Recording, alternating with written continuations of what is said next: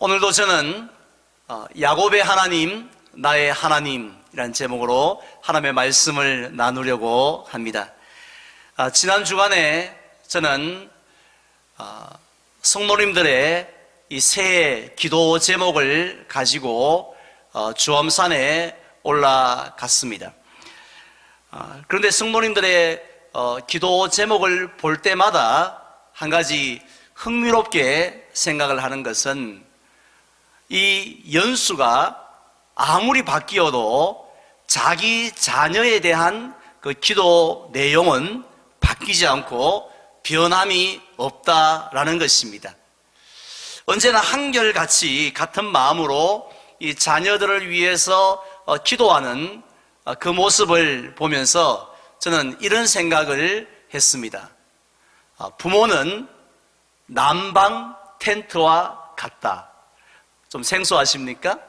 혹시 우리 성도님들 가운데 이 난방 텐트라는 것을 사용해 보신 분이 있습니까? 저는 이번에 기도원에 갔을 때 처음으로 이 난방 텐트라는 것을 사용을 했습니다.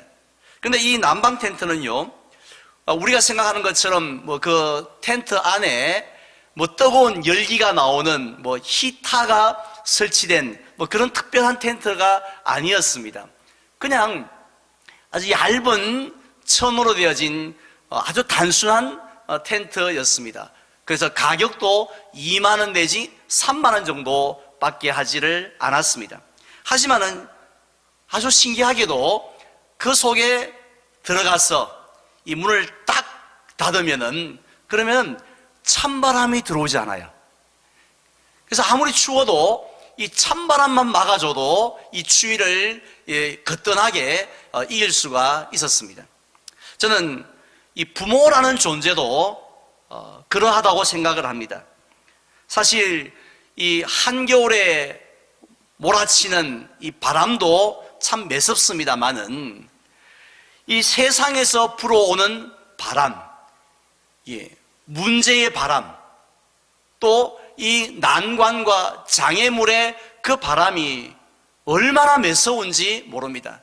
따라서 우리의 사랑하는 자녀들이 그 세상을 살아갈 때에 아무리 좋은 스펙을 가졌다 할지라도 그 세상의 한파 앞에는 잠시도 견딜 수가 없다는 것이죠.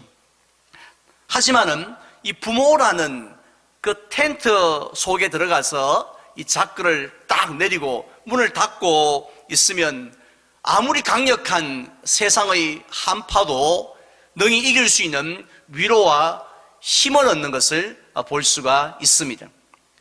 그런데 안타깝게도 우리 주변을 살펴보면은 텐트는 분명히 텐트인데 구멍이 뻥 뚫려 있는, 아니면 이만큼 쭉 찢어져 있는 그런 텐트 같은 부모들이 적지 않다라는 것입니다.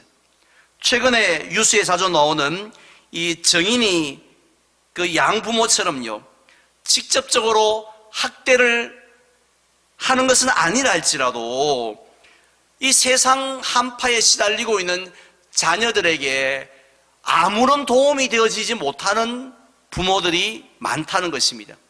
심지어는 그 부모로 인해서 그 자녀에게 더 큰 고통을 주는 그런 부모들도 있다라는 것입니다. 오늘 본문에 등장하는 이 이삭과 리브가가 바로 그런 부모였습니다.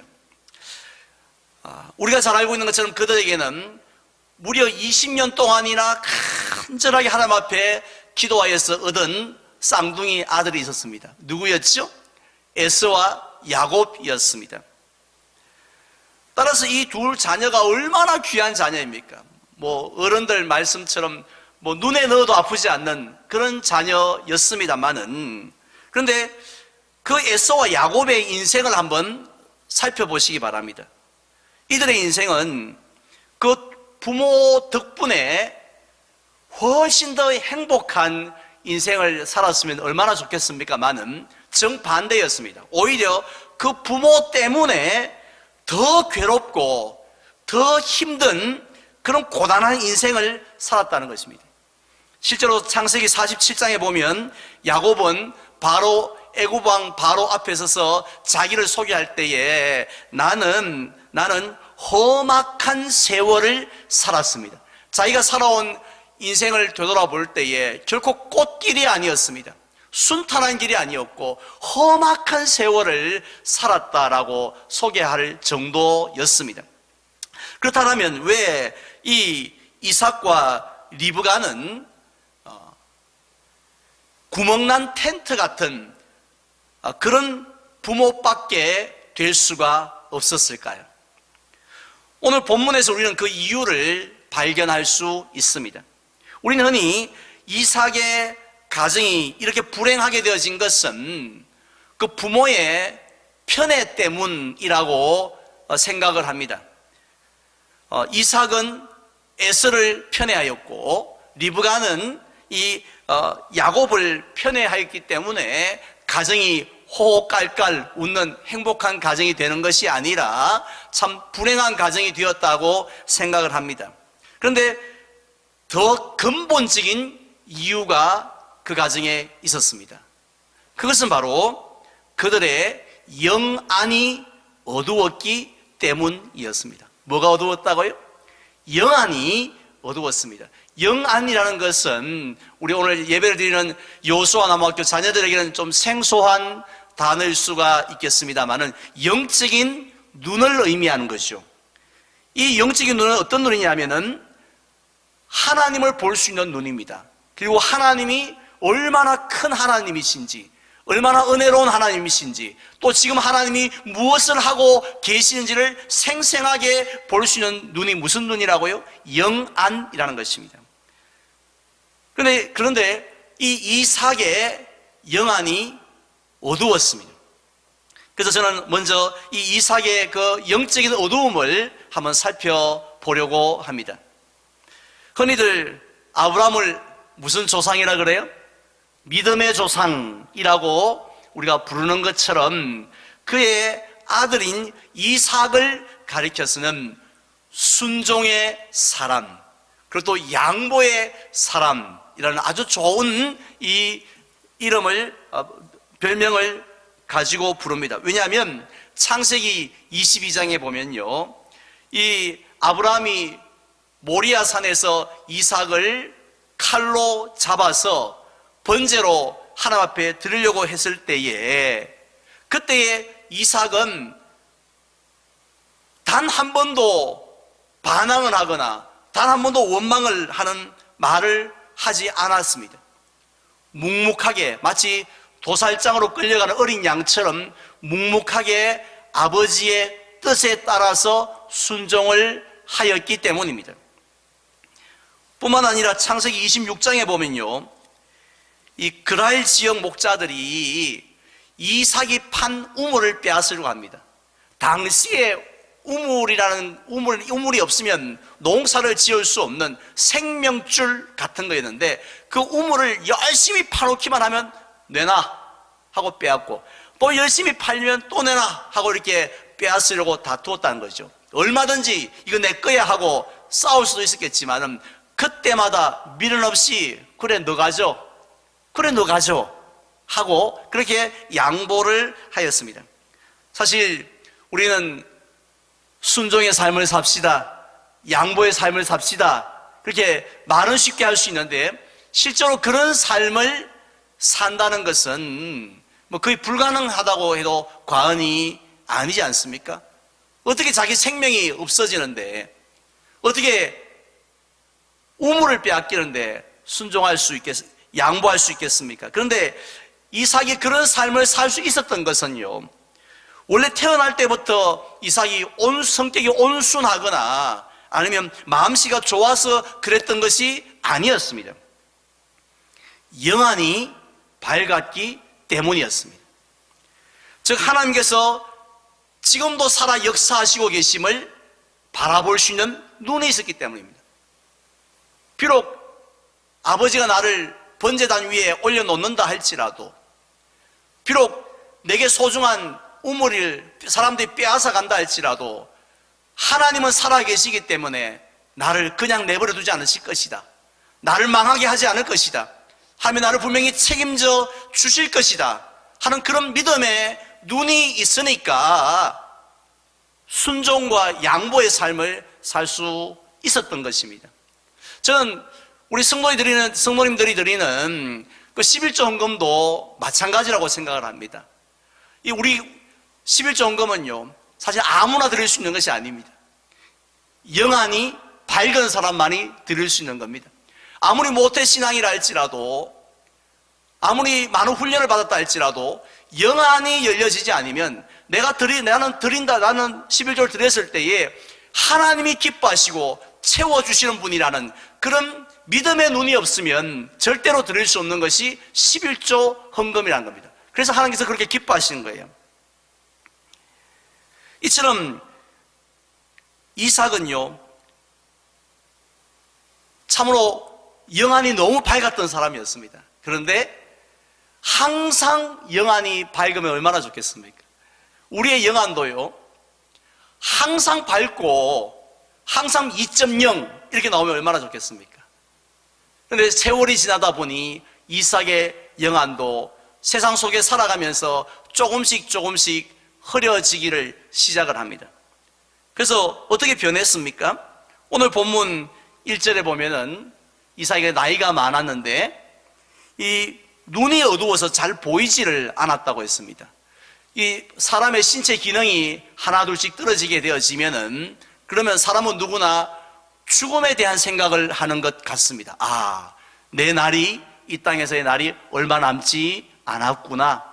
따라서 이 이삭, 에서와 야곱 중에서 내가 이 한 사람에게 이 하나님의 이 언약의 축복을 줘야겠구나, 이런 생각을 하게 됩니다. 그래서 누구를 부릅니까? 맏아들 에서를 부릅니다.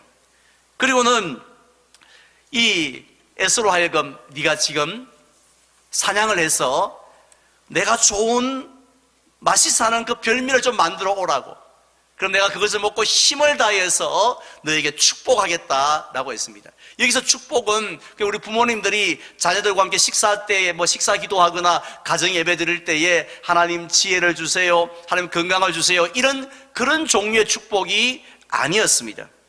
여기서 축복하겠다는 것은 하나님께서 아브라함에게 약속하셨던 이 세 가지의 약속이 있지 않습니까? 큰 민족을 이루게 하겠다, 땅을 주겠다, 복의 근원이 되겠다 하는 그와 같은 복의 계승자가 될 수 있도록 내가 기도하겠다, 너를 하나님 앞에 그렇게 기도하겠다라는 말씀입니다. 사실 이 당시의 풍습으로 볼 때는요, 이러한 이삭의 판단, 이삭의 행동은 아무런 문제가 될 게 없었습니다. 누가 보더라도 그 집의 장자는 분명히 에서였기 때문입니다. 하지만 하나님의 관점에서, 하나님의 계획이라는 관점에서 본다면 에서의 행동은 문제가 분명히 있었습니다. 왜냐하면요, 일찍이 하나님께서는 이 두 아들에 대한 하나님의 뜻과 계획을 분명히 말씀을 하셨기 때문입니다. 어떻게 말씀하셨죠? 큰 자가 작은 자를 섬기리라 라는 말씀입니다. 이 말씀은 작은 자가 사장이 되어지고 큰 자는 그 밑에 부하 직원이 된다, 이런 의미가 아니에요. 이 말씀은 이 두 아들 가운데 이 야곱을 통하여서 하나님의 놀라운 구원의 계획, 예수 그리스도를 통한 그 놀라운 구원의 계획을 이루어 가시겠다는 것입니다. 하나님의 구원의 역사를 써내려 가시겠다는 것입니다. 그리고 그를 위해서 이 야곱을 축복의 통로로 사용해 주시겠다라는 바로 그런 말씀입니다. 그렇다면은 이 에서는 누구를 축복해야 됩니까? 죽기 전에 당연히 작은 자인 야곱을 불러서 하나님이 너를 쓰시기를 원하신다 하면서 야곱을 축복해야지 하나님의 뜻에 맞는 행동이지 않습니까? 그런데 이삭은 이 두 아들을 바라볼 때에 영적인 눈, 그런 영적인 눈으로 바라본 것이 아니라 육신의 눈으로 그들을 바라봅니다. 지난 주일에 말씀을 드렸던 것처럼 육신의 눈으로 바라보면 에서는 대단한 직업을 가진 사람이었습니다. 모든 사람이 흠모하는 그런 사냥꾼이었는데 그것도 익숙한 사냥꾼이었다고 했습니다. 그러니까 어떤 에서는요, 남다른 용기가 있는 사람이에요. 배짱이 있는 사람입니다. 아무리 무서운 들짐승들이 나타나도 흔들리지 않고 화살을 당길 수 있고 막 싸워서 이겨낼 수 있는 그런 이 힘도 있는 그런 사람이었습니다. 그리고 또 이 에서는요, 아버지가 좋아하는 그런 음식으로 늘 대접하는, 아버지의 사랑을 받는, 아버지의 마음을 늘 기쁘게 하는 아들이었습니다. 반면에 이 둘째인 야곱은 어땠습니까? 그 이름의 뜻처럼요, 성격 자체가 벌써 아버지 마음에 들지 않았습니다. 속이는 자, 빼앗는 자, 선수를 치는 자였습니다. 그리고 또 기질도 형처럼 그렇게 좀 막 호탕했으면 좋겠는데, 뭐 남자다웠으면 좋겠는데 기질이 꼭 여성같이 온순했습니다. 그래서 조용해서 집에서 장막에 머무면서 어머니 일이나 도와주었다는 것입니다. 따라서 이삭이 볼 때에, 자, 둘 중에 한 명이 언약의 계승자가 되어야 되는데 누가 적임자인가 생각할 때 두 번 생각해 볼 필요가 없었습니다. 당연히 뭐 비슷해야지 고민을 하죠. 너무 수준 점수 차이가 나니까 고민할 필요가 없었던 겁니다. 무조건 에서다. 무조건 에서. 에서가 바로 이 가문의 축복을 이어갈 사람이라고 낙점을 해버린 것입니다. 얼마나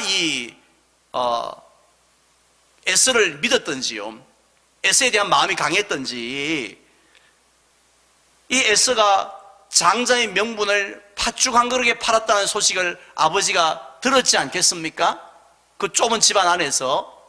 그리고 또 더 기가 막힌 것은 나중에 이 에서가 결혼을 하는데 부모하고 한번 상의하지도 않고요, 그냥 그 지역의 이방 여인들 가운데서 이방 여인들을 데려다가 아내로 삼기도 했습니다.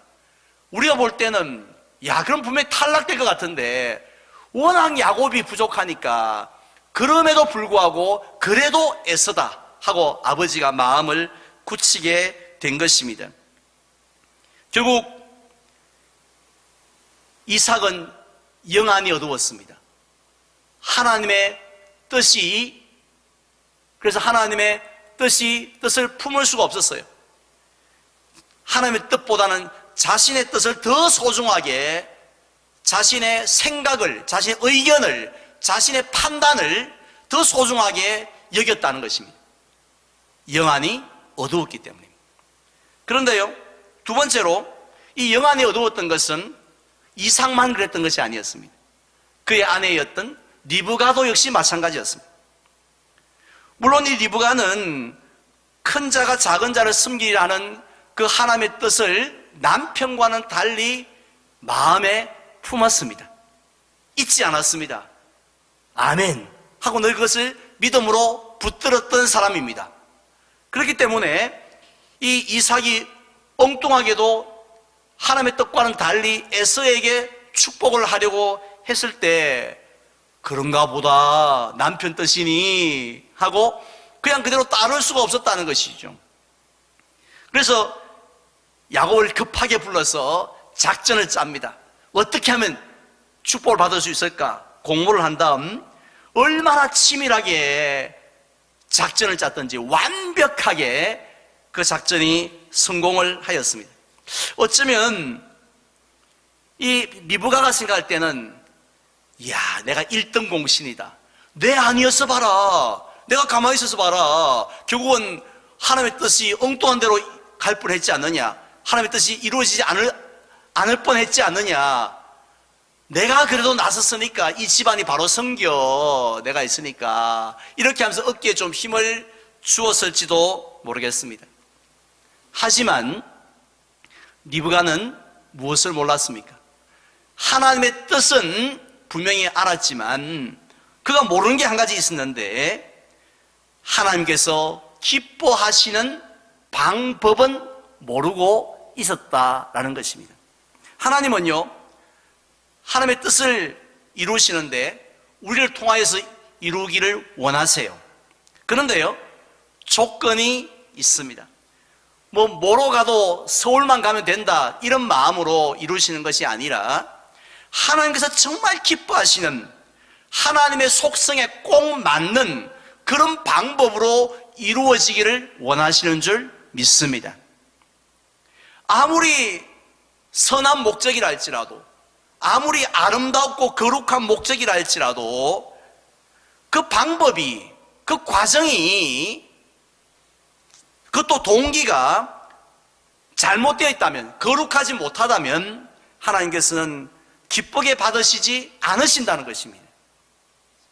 아무리 예배를 위하고, 아무리 하나님 나라를 위하고, 아무리 전도를 위한다라고 할지라도 그 과정이 잘못되어지면은, 과정이 세상적인 방법을, 얄팍하고 얍삽한 방법을 쓰면은 하나님께서 영광을 받으시지 않으신다는 것이에요. 그래서 사도 바울은 데살로니가 전서 5장 22절에서 이렇게 말씀했습니다. 악은 어떤 모양이라도 버리라. 제가 한번 봉독해 드리겠습니다. 악은 어떤 모양이라도 버리라. 아무리 선한 일이라 할지라도 이 세상의 악한 모습은요, 흉내도 내지 말라는 것이에요.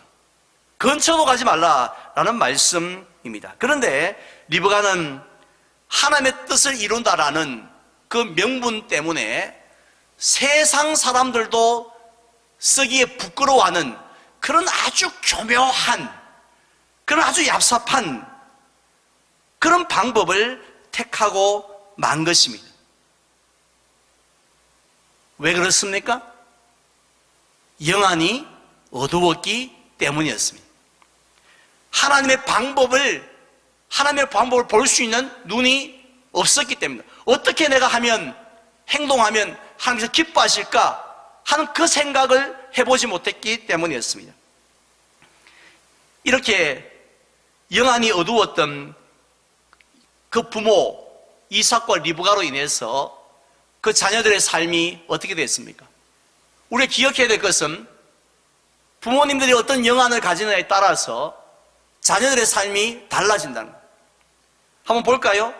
먼저 이삭이 그렇게 사랑했던 에서의 인생이 어떻게 되었습니까? 물론 그는 나중에 이 장정 400명을 거느리고 올 정도까지 그렇게 무슨 군사력도 가졌던 사람이고, 또 야곱이 재물을 선물로 하려고 할 때 아이고 내가 있는 것만 해도 족하네 이 사람아 하고 말할 정도로 이 땅의 것은 풍부했지만, 그래서 잘 사는 것처럼 보였지만, 그러나 그는 평생토록 분노와 복수심에서 살아갔습니다. 평생을 칼을 가는 인생, 행복한 인생입니까? 여러분의 자녀들이 평생 복수의 칼을 갈면서 살면 좋겠습니까? 그러면서 살았다는 것이죠. 오늘 읽지 않았습니다만 41절을 보니까 이제 아버지가 곡할 때가 가까이 왔은즉 내가 내 아우 야곱을 죽이리라. 내가 동생 내가 이거 죽이야 내가 속상하겠다. 이런 마음까지 가졌다는 것입니다.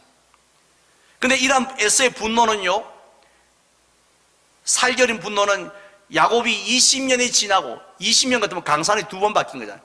20년이 지나고 다시 고향으로 돌아오는 그때까지 조금도 풀리지 않습니다. 여전히 죽여야겠다 하는 마음을 가지고 살았다는 것이죠. 그래서 400명의 장정을 데리고 나간 거예요. 이게 행복한 인생입니까? 이게 부모들이 바라는 인생이었을까요? 야곱도 예외가 아니었습니다. 야곱은 에서를 피해서 하란으로 도망할 수밖에 없었습니다. 가고 싶어 갔겠습니까?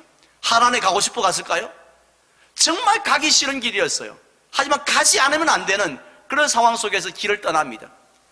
베델에서 돌베개를 베고 잠을 자야 하는 처량한 신세. 아버지 유산은 고사하고 지팡이 하나만 들고 잠을 자야 하는 신세가 되었다는 것이죠. 하란에 가서는 어떻게 되었습니까? 자기보다 더 교활한 외삼촌 때문에 10번이나 품삯을 변경했다고 했고요. 그리고 또 낮에는 더위 때문에 밤에는 추위 때문에 눈 붙일 겨를도 없이 지냈다고 했습니다. 자기의 20년 인생을 나중에 외삼촌한테 말하면서 이제 나 외삼촌 때문에 20년 동안 눈 붙일 겨를도 없이 지냈어요. 이렇게 하소연하는 것을 볼 수가 있습니다. 그러다가 외삼촌을 집에서 떠나올 때도 외삼촌 몰래 야반도주를 할 수밖에 없었습니다. 이것이 과연 행복한 인생이라 할 수 있습니까? 오늘날 우리들의 자녀의 인생도 마찬가지라고 생각합니다. 그 부모가 어떤 학력을 가졌느냐, 어떤 경제력을 가졌느냐, 어떤 정보력을 가졌느냐에 따라서 자녀의 인생이 달라질 수도 있습니다. 그런데요, 자녀의 인생에 있어서 가장 많은 영향을 미치는 것, 가장 큰 영향을 미치는 것이 무엇인지 아십니까? 바로 부모의 영안입니다. 영적인 눈이라는 것이죠. 부모의 눈이 밝으면요, 나의 시각으로 자녀를 바라보지 않습니다. 나의 뜻과 계획으로 자녀를 바라보지 않습니다. 하나님의 시각으로 자녀를 바라봅니다. 내가 볼 때 너는 말이야, 형하고 비교해 볼 때 니는 말이야, 네가 지금 네 성격을 보니, 네 학교 성적을 보니 너는 이래 하고 이렇게 부모의 관점에서 자식을 바라보는 것이 아니라 하나님의 관점에서 바라볼 줄 믿습니다. 너는 하나님이 함께 하시오. 성경에 그렇게 말씀했으니까 살아계신 하나님이 너의 인생을 책임져 주실 거예요. 너는 하나님이 귀하게 사용하실 거예요. 너를 통해서 열방의 복을 받게 하실 거예요. 너를 통해서 영광을 받기를 원하실 거야 라는 관점으로 그 자녀를 바라볼 수 있다는 것입니다. 그리고 또 부모의 영안이 밝으면요, 세상의 방법으로 자녀를 양육하지 않습니다. 이 세상에는요, 우리가 들으면 솔깃한, 그러면 되겠구나, 그 꼼수를 쓰면 되겠구나, 내가 그렇게 하면 되겠구나 하는 그런 여러 가지 얄팍한 수들이 얼마나 많은지 몰라요. 그래서 남들은 다 그 수를 통해서 있죠. 다 자녀들이 뭐 저만큼 앞으로 나아가는 것처럼 보입니다. 나만 바보가 되어지고 우리 자녀만 뒤떨어질 것 같은 생각이 들어서 지금이라도 늦지 않았으니 지금이라도 그 세상의 방법대로 살아야지, 아이를 키워야지, 이런 마음이 들 때가 얼마나 많습니까? 하지만은 부모의 영안이 밝으면요, 그 세상의 방법이 어리석게 보여집니다. 지금 당장은 반짝반짝거리지 몰라도 결국은 하나님의 방법대로 사는 것이, 그것이 바로 축복된 길이라는 것을 깨닫게 되어진다는 것입니다. 그래서 자녀로 하여금 거룩한 방법대로, 하나님의 기뻐하시는 방법대로 그렇게 자꾸 삶을 이끌어주고 권면을 한다는 것입니다. 자, 그리하면 어떻게 되겠습니까? 하나님께서 그 자녀를 내버려 두시겠어요? 그런 하나님의 관점에서 하나님의 방법대로 키워나갈 때에 하나님께서 모른 척 하시겠습니까? 하나님이 그를 축복해 주신 줄 믿습니다. 그의 삶을 형통하게 열어주시는 줄로 믿습니다. 하지만 영안이 밝지 못하면요, 죄송합니다마는 부모는 나름대로 한다고 했는데, 마치 이삭처럼 리브가처럼 한다고 했는데, 이 자식이 어떤 자식인데 하면서 한다고 했지만 결국은 자녀의 인생에 도움되지 못하는 부모, 뭐 경제적으로는 빵빵하게 밀어줬어요. 해외 유학도 시켰습니다. 하지만은 자녀의 인생을 더 괴롭게 하고 고통스럽게 하고 피곤하게 만드는 그런 부모가 될 수 있다라는 것입니다. 그래서 사도 바울은 에베소 교회 성도들을 위해서 기도하면서요, 이렇게 기도했습니다.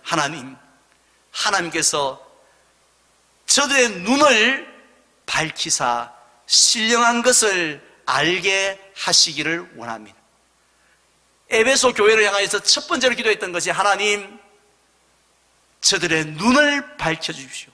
마음의 눈을 밝혀주셔서 하나님을 좀 볼 수 있도록, 하나님의 뜻을 좀 가슴에 품을 수 있도록, 머리로만 아는 게 아니라 가슴에 품을 수 있도록, 또 하나님의 방법이 무엇인지를 깨달을 수 있도록 역사해달라고 그렇게 기도했지 않습니까? 우리 예수님도 라오디게아 교회를 향하여서 차지도 않고 뜨겁지도 않은 그 교회, 우리 주님의 마음에 들지 않았습니다. 막 토하여 내칠 수밖에 없는 교회였는데 그 교회를 향하여 뭐라고 말씀하십니까? 안약을 사서 눈에 발라 보게 하라라고 했습니다. 그 안약이 우리 눈병 나는 그 안약이 아니지 않습니까? 영안을 밝히는 안약입니다. 그 눈이 어두우면은 자기도 고생이지만 자기 자식까지 고생을 시키니까 제발 좀 말씀의 안약을 좀 발라라고, 기도의 안약을 좀 발라라고. 그래서 하나님 중심으로 한번 살아보라, 이렇게 예수님이 말씀하셨습니다. 우리 성도님들에게는 그런 안약이 필요하지 않습니까? 이제 저는 말씀을 맺으려고 합니다. 우리 성도님들은 어떤 부모입니까? 우리 성도님들은 자녀들에게 과연 이 겨울철에 난방 텐트 같은 그런 역할을 하는 부모입니까? 그래서 세상의 그 강한 한파를 탁 막아주는, 그래서 자녀들이 이 세상에서 넘어지지 않도록, 쓰러지지 않도록, 포기하지 않도록 하는 그런 역할을 지금 하고 계십니까? 그런 부모가 되기 위해서는 우리는 영안이 밝아야 합니다. 아무리 나이가 들어도, 갈렙을 보십시오. 나이가 들어도요, 영안이 흐려지지 않았습니다. 그러니까 이 산지를 내게 달라고 요청할 수 있었지 않습니까? 여러분들의 영안은 어떻습니까? 우리들은 우리 자녀를 향하신 하나님의 그 선하신 뜻, 놀라운 계획이 무엇인지 늘 분별하고 가슴에 품고 있어야 됩니다. 또 하나님의 방법대로 살도록 이끌어 주어야 합니다. 그래야 할 때 우리 자녀의 삶이 하나님께 영광 돌리는 삶이 될 줄 믿습니다. 또 하나님을 기쁘시게 하는 삶이 되어지고 하나님이 함께 하시고 역사하시는 삶이 되어질 줄 믿습니다. 이러한 축복이 저와 우리 모든 성도님들 가정 위에, 또 여러분들 자녀들 위에, 그렇게 기도하는 자녀들 위에 함께 하시기를 주님의 이름으로 축원을 드립니다.